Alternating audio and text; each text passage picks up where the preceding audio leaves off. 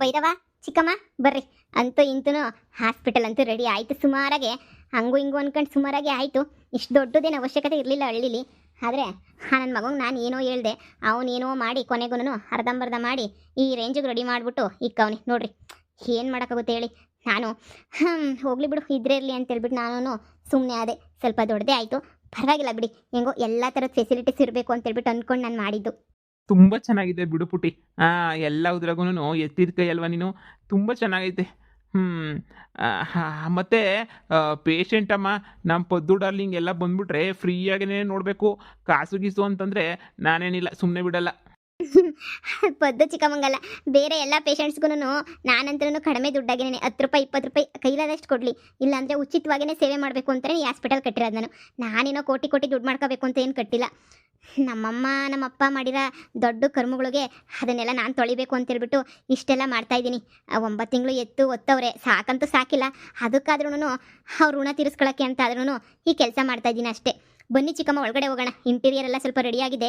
Hospital bed ಎಲ್ಲ ತರಿಸಿ ಹಾಕ್ಸಿದ್ದೀನಿ, ಏನು ತೊಂದರೆ ಇಲ್ಲ. ಇನಾಗ್ರೇಷನ್ ಒಂದು ಮಾಡಿಬಿಟ್ಟು ಹಾಸ್ಪಿಟಲ್ ಒಂದು ಶುರು ಮಾಡಬೇಕಷ್ಟೇ, ಬಿಟ್ಟರೆ ಇನ್ನೇನು ಕೆಲಸ ಇಲ್ಲ. ಅಲ್ಲ ಕಣಮ್ಮ, ಆಸ್ಪತ್ರೆ ಎಲ್ಲ ಏನೋ ಸರಿ ಮಾಡಿದ್ದೆಲ್ಲ ಮಾಡಿದ್ಯಾ, ನೀನು ಒಂದು ತಂಗ ಮದುವೆ ಆಗ್ಬಿಟ್ಟಿದ್ರೆ ಚೆನ್ನಾಗಿರೋದು. ಅಯ್ಯೋ ಚಿಕ್ಕಮ್ಮ, ಮದುವೆನಾ ನನ್ನ ಕೆಲಸ ಅರ್ಥ ಮಾಡ್ಕೊಂಡು ಇಲ್ಲಿಗೆ ಬಂದು ಫ್ರೀಯಾಗಿ ಸೇವೆ ಮಾಡ್ತೀನಿ ಅನ್ನೋರು ಯಾರೂ ಇರಲ್ಲ, ನನಗೆ ಗೊತ್ತು. ಆದರೂ ಸವಾಸನೆ ಬೇಡ ಬಿಡಿ. ಈಗ ಯಾರೋ ಬಂದು ಏನೋ ಮಾಡಿ ಏನೋ ಇದು ಮಾಡ್ಕೊಂಡು ಅದೆಲ್ಲ ಸುಮ್ಮನೆ ಯಾಕೆ, ಅದರ ಅವಶ್ಯಕತೆ ಅಂತೂ ಏನೂ ಇಲ್ಲ. ಮದುವೆ ಮಾಡ್ಕೊಳ್ದಂಗೆ ಹಿಂಗೆ ಆರಾಮಾಗಿ ನೆಮ್ಮದಿಗೆ ಒಬ್ಬಳೇ ಇದ್ದೀನಲ್ವ. ಈಗ ನೋಡಿದ್ರ ಎಲ್ಲರೂ ಸಂಸಾರದಾಗೂ ಒಂದೊಂಥರ ಟೆನ್ಷನ್ನು, ಒಂದೊಂಥರ ಕಷ್ಟಗಳು.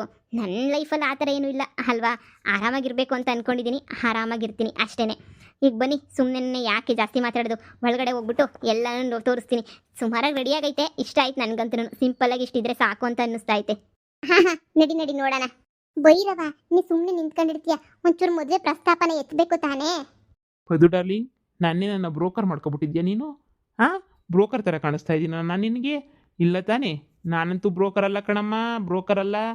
ಏನೋ ಪಾಪ ಅಂತ ಹೇಳ್ಬಿಟ್ಟು ಮದುವೆ ವಿಚಾರ ಹೇಳಿ ಹುಡುಗಿ ಕೊಟ್ರೆ ನೀವು ಕೇಳೋಕ್ಕೂ ನನ್ನ ಬುಡಕ್ಕೆ ಬರ್ತಿದ್ದೀರಲ್ಲ, ಅದೆಲ್ಲ ಸಾಧ್ಯನೇ ಇಲ್ಲ ಪದು ಡಾರ್ಲಿಂಗ್.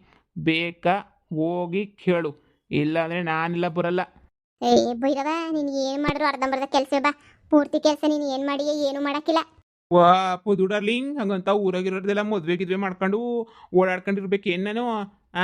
ನಡಿ ನಡಿ ಸುಮ್ಕೆನೆ ನೀನು ನೋಡಿ ನನಗೆ ಸರಿಯಾಗಿ ಇಟ್ಕೊಂಡಿದ್ಯಾ ಕೆಲಸಕ್ಕೆ. ನಾನು ಬಿಟ್ಟು ಹೊಂಟಾಯ್ತೀನಿ ಅಷ್ಟೇ, ನೀನು ಹಿಂಗೆ ಹಿಂಸೆ ಕೊಡ್ತಾ ಇದ್ರೆ. ಅಯ್ಯೋ ಬಾಪ ಬಾಬಾ, ಸುಮ್ಕೆ ಹಂಗಂದೆ ಅಷ್ಟೇ ಬಾ. ಏನೇ ಹೇಳು ಪದು ಡಾರ್ಲಿಂಗ್, ಆಗದಾಯ್ತದೆ. ಪ್ರಯತ್ನ ಒಂದು ಪಡ್ತಾ ಇರ್ಬೇಕಷ್ಟೇ, ನಿಧಾನ ಪ್ರಯತ್ನ ಪಡು. ನೋಡಿ ಚಿಕ್ಕಮ್ಮ, ಇಲ್ಲಿ ಯಾರನ್ನ ಬಂದವರೆಲ್ಲ ಪೇಷಂಟ್ಗಳು ಕೂತ್ಕೊಳ್ಳೋಕ್ಕೆ ಅಂತ ಹೇಳ್ಬಿಟ್ಟು ಮಾಡ್ಸಿರೋದಿದ್ದು. ಕೂತ್ಕೊಳ್ಳಿ ಪಾಪ ಅಂತ ಹೇಳ್ಬಿಟ್ಟು ಅಲ್ವಾ, ಚೆನ್ನಾಗೈತಲ್ವಾ. ಇಷ್ಟೆಲ್ಲ ರೆಡಿ ಮಾಡ್ಸಕ್ಕಂತೂ ಅದು ಎಷ್ಟು ಟೈಮ್ ಹಿಡಿದ್ಬಿಡ್ತು ನನಗಂತೂ. ಸಾಕಾಗೋಯ್ತು ನನಗಂತೂ. ನೋಡಿ ಚಿಕ್ಕಮ್ಮ, ನಿಮ್ಮನ್ನೇನೆ ಇಲ್ಲಿ ಮೇಯ್ನ್ ಇದು ಮಾಡಿಸ್ತೀನಿ. ನೀವು ಈ ಹಾಸ್ಪಿಟಲ್ಗೆ ನೀವೇನೇ ಓನರ್ ಆಗಬೇಕು.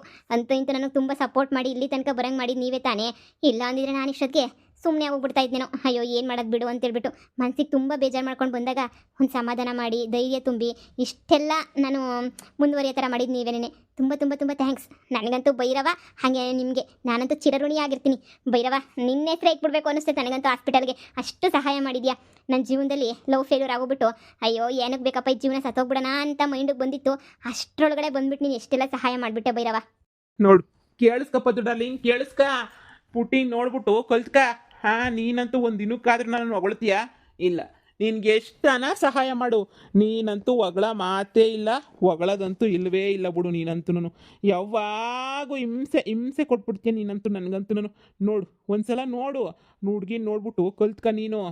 ಅಯ್ಯೋ ಬಿಡು ಭೈರವ, ನಿನ್ನಂತ ಸಹಾಯ ಮಾಡೋ ನೀ ಪ್ರಪಂಚದಾಗ ಯಾರನ್ನೂ ಇಲ್ಲ ಬಿಡು. ನೀನೇ ಗ್ರೇಟ್, ನೀನು ಬಿಟ್ರೆ ಇನ್ನು ಯಾರು ಇಲ್ಲ. ನೀನೇ ಗ್ರೇಟ್ ಅಂತ ಹೇಳಿದ್ನಲ್ಲ. ನಾನು ಇವತ್ತಿಲ್ಲಿದ್ದೀನಿ, ಸಂದಕ್ಕಿದ್ದೀನಿ, ಬದುಕಿದ್ದೀನಿ ಅಂದರೆ ಕಾರಣನೇ ನೀನು. ಎಲ್ಲ ಗೊತ್ತು ತಾನೇ. ಆದರೂ ಯಾಕೆ ಪದೇ ಪದೇ ಕೇಳಿಸ್ಕದ್ಯಾ? ಸುಮ್ಕಿರು.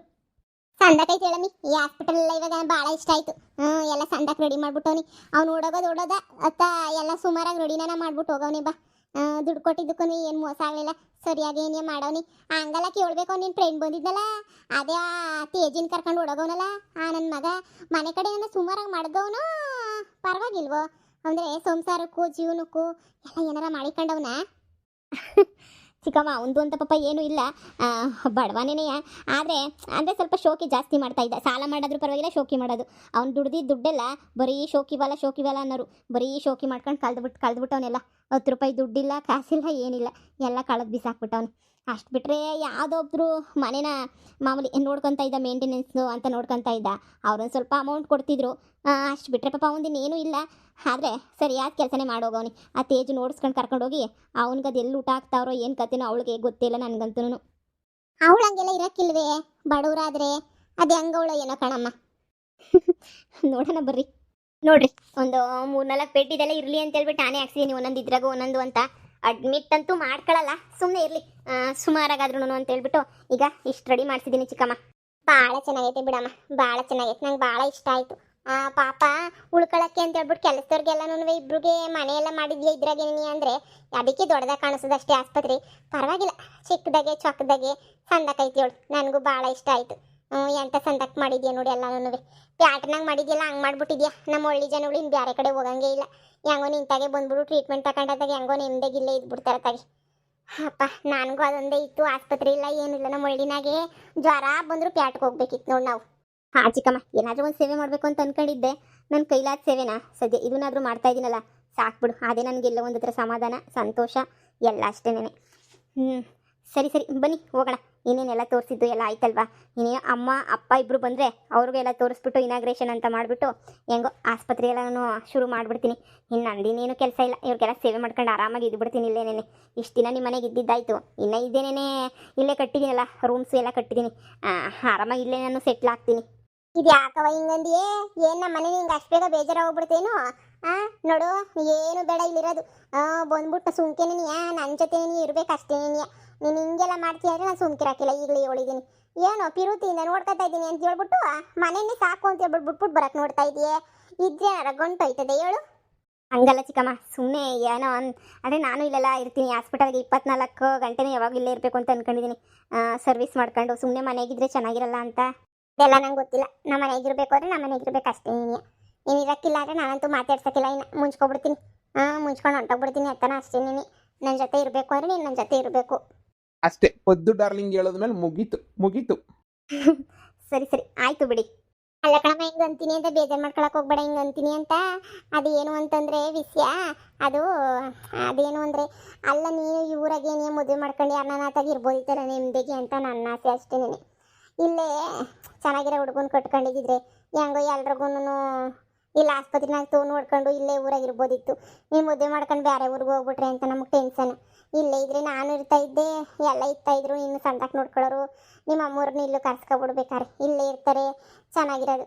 ಅದಕ್ಕೆ ಹೇಳಿದ್ದು, ಇಲ್ಲಿ ಅದನ್ನ ಒಂದು ಹುಡುಗನ್ನ ಹುಡುಕ್ತೀವಿ, ನೋಡತ್ತಾಗ ಮದುವೆ ಮಾಡ್ಕೊಬಿಡು, ನಿನ್ನ ಮನ್ಸಿಗೂ ಇಷ್ಟ ಆಗ ಅಂತವ್ರನ್ನ. ಅಪ್ಪ ಚಿಕ್ಕಮ್ಮ, ಮದುವೆ ವಿಚಾರನೇ ಎತ್ತಬೇಡ್ರಿ. ನನಗೂ ಮದುವೆಗೂ ಸಂಬಂಧನೇ ಇಲ್ಲ, ನಂಗೆ ಆಗ್ಬಿಟ್ಟೈತೆ. ಹಿಂಗೆ ಸನ್ಯಾಸಿ ಥರ ಇದ್ಬಿಡ್ತೀನಿ, ಮದರ್ ತೆರೆಸ ಥರ ಆಗೋಗ್ಬಿಡೋಣ ಅಂತ ಅನ್ನಿಸ್ತೈತೆ ನನಗಂತ. ಸಂಸಾರ ಜಂಜಾಟ ಎಲ್ಲ ಕಷ್ಟನೇ, ಸ್ವಲ್ಪ ರಿಸ್ಕೇನೇ. ಯಾಕೆ ಸುಮ್ಮನೆ ರಿಸ್ಕ್ ತಗೋಬೇಕು ಹೇಳಿ? ನೆಮ್ಮದಿಯಾಗಿದ್ದೀನಿ ಇವಾಗ, ಹಾಗೆ ನೆಮ್ಮದಿಯಾಗಿ ಇದ್ಬಿಡೋಣ ಅಂತ ನನ್ನ ಆಸೆ ಅಷ್ಟೇನೆ. ಚಿಕ್ಕಮ್ಮ ನೋಡಿ, ಈಗ ಮದುವೆ ಬಗ್ಗೆ ಎಲ್ಲ ಮಾತಾಡೋದೆಲ್ಲ ಇನ್ನೂ ನಿಧಾನಕ್ಕೆ ನೋಡೋಣ. ಈಗ ಅದೆಲ್ಲ ಬೇಡ. ಆಸ್ಪತ್ರೆ ಇಷ್ಟ ಆಯ್ತಾ? ಚೆನ್ನಾಗೈತಾ ಫಸ್ಟ್ ಹೇಳಿ? ಅಯ್ಯೋ, ಆಸ್ಪತ್ರೆಗೆ ಏನಮ್ಮ, 2ನೇ ಮಾತಿಲ್ಲ, ಬೊಂಬಾಟಾಗೈತೆ. ಕೇಳಿಸ್ಕೊಂಡ? ನಮ್ಮ ಬೈರವ ಹೇಳಿದ್ಮೇಲೆ ಮುಗೀತು ಅಷ್ಟೇನೆ. ಹಿಂಗೆ ಅಂತೀನಿ ಅಂತ ಬೇಜಾರು ಮಾಡ್ಕೊಬೇಡ ಪದೇ ಅಂತ. ಒಂದ್ಕಿತ ಯೋಚನೆ ಮಾಡಿ ನೋಡು. ಸರಿ ಚಿಕ್ಕಮ್ಮ, ಆಯಿತು, ಯೋಚನೆ ಮಾಡ್ತೀನಿ.